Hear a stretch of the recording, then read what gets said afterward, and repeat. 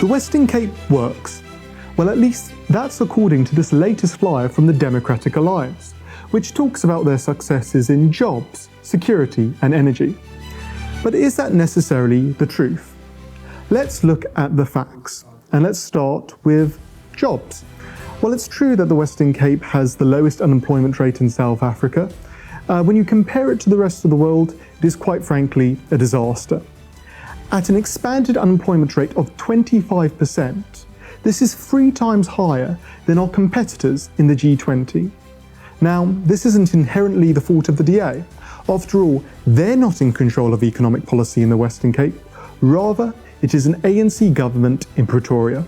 You cannot solve the crisis of unemployment in the Western Cape if you do not have control over economic policy.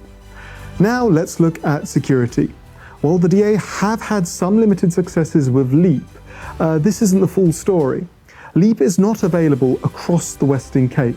It's only available in limited pockets. And it is funded not by the national government, but rather by cuts to other Western Cape government departments.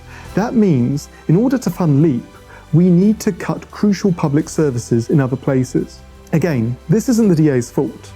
After all, policing power is not in the hands of the Western Cape government, but rather is in the hands of an ANC government in Pretoria.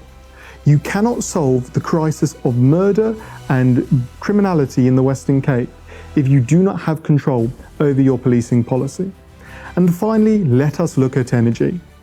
Well, we only need to wait until after the election results on May the 29th to find the full reality of the crisis we're facing here.